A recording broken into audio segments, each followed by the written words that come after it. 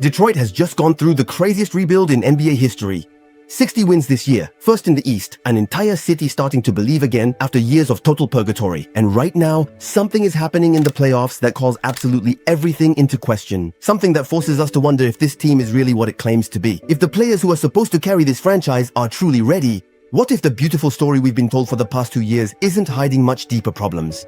This is either a historic humiliation or it's the moment that will define Detroit for the next 10 years. Subscribe. Our story begins in 2020. Detroit officially begins its reconstruction. The new GM, Troy Weaver, takes the reins with a mission that is simple on paper. Lose. Losing a lot, losing often, to end up at the bottom of the rankings and get high draft picks. This is the model that Philadelphia had popularized a few years earlier, the famous trust the process. The idea is that to build a real NBA team, the fastest way is paradoxically to hit rock bottom, pick up the best available prospects, and rebuild everything around them. The problem is that this theory has its limits. Detroit has reached all of them, because losing for a year or two, that's manageable. The fans understand, they're patient, they follow the development of the young players with interest. But when your record over 4 years is 74 wins and 244 losses, something breaks. People simply stop watching the games. And the worst part is in person, because tickets just don't sell anymore. The franchise loses its appeal to free agents because nobody wants to sign in a city that loses all the time. It's kind of embarrassing, really. And above all, the young players we were supposed to develop, well, they're not going to improve in an environment with no winning culture. That's exactly what's happening in Detroit, and the 2023 to 2024 season is the climax. Detroit hires Monty Williams as head coach with a $78,500,000 contract over 6 years. At the time, it was the most lucrative contract ever given to an NBA coach, except that after starting with 2 wins and 1 loss, everything falls apart. Detroit goes almost the entire month of November without winning a single game. A 19-point home loss to Washington, another to a Utah Jazz team that was completely understaffed, also at home. And it just keeps going on and on. The streak finally ends at 28 consecutive losses, the all-time NBA record for a single season. To give you an idea of the scale, Detroit was just 1 loss away from tying the record for all American professional sports. 29 consecutive losses by the Chicago Cardinals in the NFL between 1942 and 1945, right in the middle of World War II. A record so improbable that it was partly set with a hastily merged team because the players had gone off to war. And what makes it even crazier is that in 18 of those 28 losses, their opponents scored at least 120 points. A team that gets steamrolled night after night without any resistance, plain and simple. Final record, 14 wins, 68 losses. The worst in the franchise's history.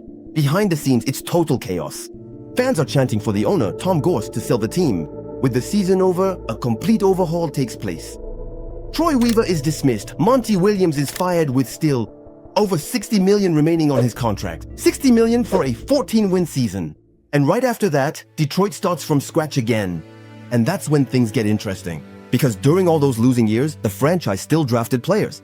Cade Cunningham in 2021, first overall pick in the draft, Jalen Duren in 2022, Ausar Thompson in 2023, names on which an entire project is supposed to rest. Young players who for years were presented as the future of the franchise. Has that future arrived? Have these players really become what we hoped for? That's the big question. And during the following season, people will really start to believe in it. Bickerstaff arrives in Detroit in the summer of 2024, and what he accomplished in just 1 season had never been seen before in NBA history. He became the first coach in league history to take a franchise from 60 losses to 60 wins within 2 seasons, with almost the same roster, which is also not radically different from the one that had won only 14 games 2 years earlier. Detroit is better because its young players are better. What Bickerstaff understood is that the problem under Monty Williams wasn't talent. It was simply the structure. He turned the Pistons into one of the most dominant teams in the league in the paint on both ends of the court. Detroit leads the league in points in the paint with 57.9 points per game and in blocks with 6.4 per game. Not to mention that it's the second best defense in the league over the entire season. And the players buy in immediately. Cade Cunningham and Jalen Duren are all selected for the All-Star game. Bickerstaff is named coach of the Eastern Conference team for that same All-Star game. And he wins it.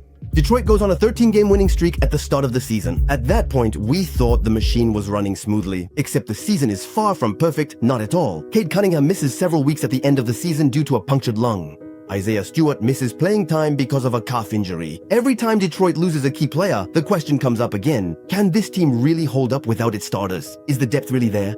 And Detroit even manages to secure the first place in the Eastern Conference with a historic record of 60 wins and 22 losses. A truly crazy story. And in the first round of the playoffs, Detroit faces Orlando, an opponent that finished 8th in the Eastern Conference after making it through the play-in. Banchero himself said so at the end of the season, by the way. It clearly wasn't the regular season we were all hoping for, except Orlando is what we call in sports a trap game. In fact, several trap games, because on the other side there's Paolo Banchero, 23 years old, already one of the best forwards in the league, someone who always raises his level in the playoffs. Franz Wagner, there's Desmond Bain, recruited this summer to bring the outside shooting this team was sorely lacking. Orlando had finished last in the entire league in both percentage and number of three-pointers made the previous season. Bain was supposed to fix that.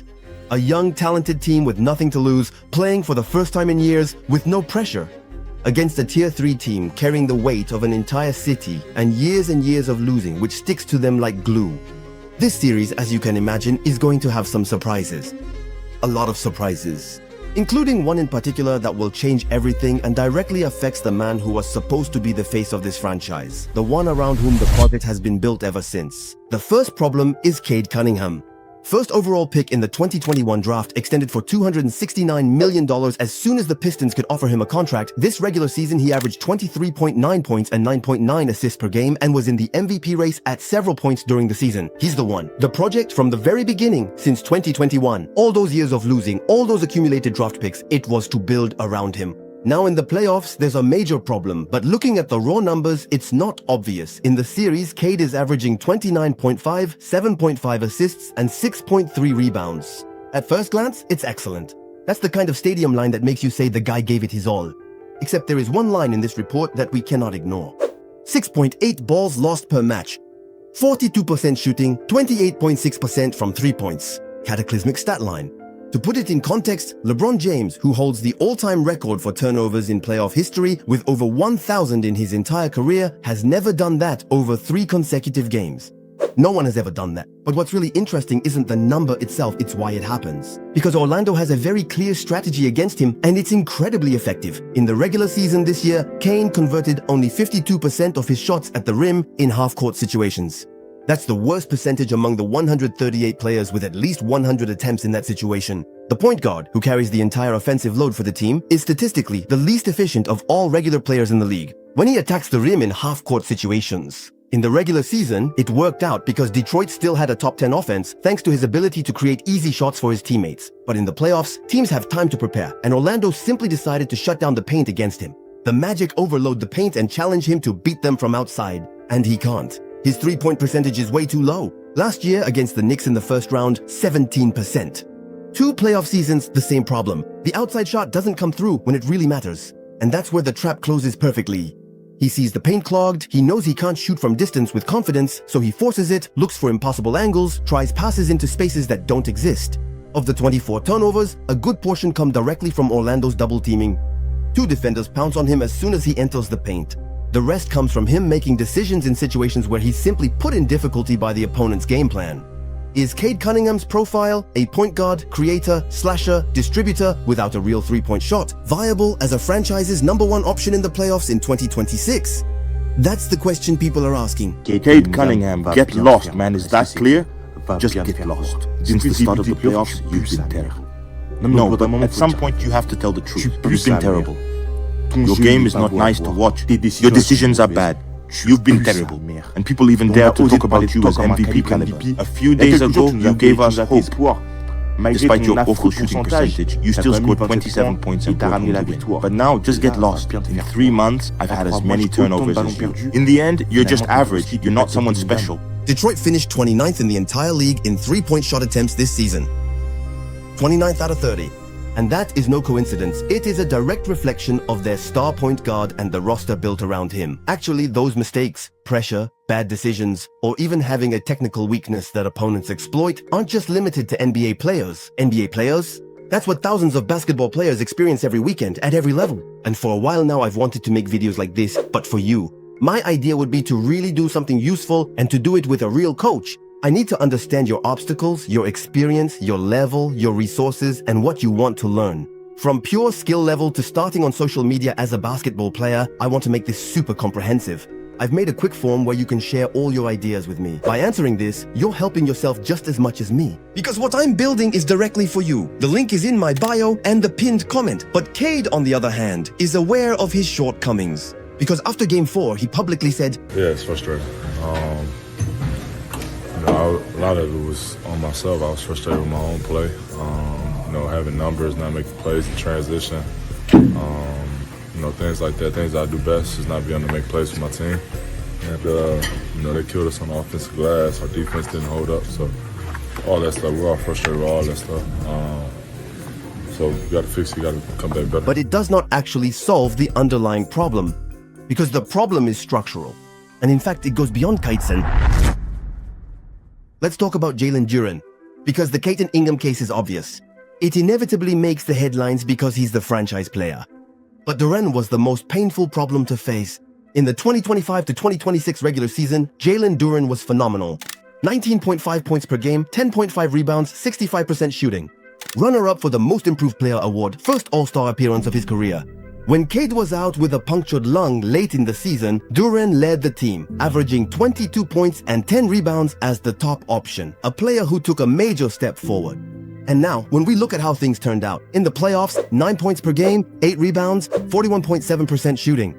More turnovers than assists. In the regular season, his plus-minus was plus 6.9 points per game. In the playoffs, there's the balance, then the drop. And it's dizzying. What happened is actually pretty simple to explain. Orlando had a week to prepare for this series, and they studied how Detroit uses him. As a result, the Magic decided not to help on pick-and-roll screens, which had worked so well for the Pistons during the regular season. They switch on everything. They double-team him as soon as he enters the paint, and Duren finds himself face-to-face with the opposing defender, never receiving the ball in good conditions. That's the structural problem. But there's something deeper. Wendell Carter Jr., Orlando's center, completes it. He dominated the first 4 games, not to mention Jamal Cain's poster dunk on Duren in Game 4. In case you didn't know, Jamal Cain is Angel Reese's current boyfriend, and Jalen Duren is her ex, which gives this poster a very special flavor. The image is still an all-star getting posterized by a bench player. But this total disappearance in the playoffs isn't the first time. Last year, in the playoffs against New York, same pattern. Duren was dominated by opposing centers, unable to replicate in the postseason what he does in the regular season. 2 years in a row, the same observation. The question Detroit will have to ask itself this summer is a real one. Do we give a max contract to Jalen Duren, an all-star player in the regular season who disappears in the playoffs 2 years in a row? Fans have already brought it up on social media, by the way. Duren is losing money on his next contract, quarter after quarter. It's cruel, but that's the business. And that's where we get to Ausar Thompson, because his story is different and in some ways even more complex. Ausar Thompson is the most exciting player on this team to watch. 5th pick in the 2023 draft, an athlete, a pure elite defender. Regular season, 9.9 points, 5.7 rebounds, 3.1 assists, 2 steals, and 1 block per game. Stats don't tell the whole story, because Ausar is a player whose impact is visible with your own eyes when you really watch the games. Unlike others, in the playoffs, he had his moments. Game 3, 17 points, 8 boards, 3 assists, 5 blocks, 2 steals. Game 5, facing elimination, 15 boards, 5 steals, 2 blocks. Games that show what he can become. Except the problem with Ausar is easy to sum up. Orlando completely ignores him on offense. He doesn't even move when he cuts. They don't defend him at the 3-point line. They leave him open and focus all their defensive efforts on Cade. Why? Well, because Ausar doesn't pose enough of an offensive threat for them to be afraid to leave him open. In 3 years in the league, he still hasn't developed a reliable 3-point shot. A reliable one. Detroit, which ranks 29th in the league in 3-point attempts, is a consequence of Ausar not really being able to punish defenders. And that's exactly the paradox Detroit faces with him. He's too good defensively not to play. But offensively, his presence reduces the space for Cade. Every minute he's on the court is one less defender to move and one less decision for the point guard to make. In the playoffs, where every half meter of space matters, it's a real handicap. So this series has highlighted exactly that. Detroit built a team on physical defensive basketball, magnificent in the regular season, but offensive limits show when teams clip their wings in the paint. Cade can't shoot from distance, Duren lacks quality touches, and Ausar is ignored. And the result is an offense that goes around in circles night after night against a team that had 45 wins in the regular season. The question isn't whether these players are good. Of course they're good. The real question is whether this version of Detroit with these player profiles in the system can go far. In the playoffs?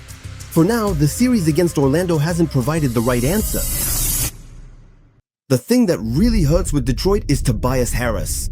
Because it's the thing nobody really talks about, but it says a lot about the state of this team. Harris, in the regular season, averaged 13.3 points, 5.1 rebounds, and 2.5 assists. He's the third offensive option. That's his role, that's what's expected of him, and he does it well, except that in the playoffs, he becomes the team's second offensive option, averaging 19 points in the series, and that's exactly the problem. We have a team that's ready for a title, and its second option is a player who averages 13 points in the regular season. That says something about the offensive depth of the roster. It shows that behind Cade, there's no one else to create, no one to take the pressure off him. Harris does it with his pure scoring ability, but he doesn't create for others. He takes his shots and that's it. And it was actually he himself who, right after the conclusion of Game 4, said the most honest thing of the whole series.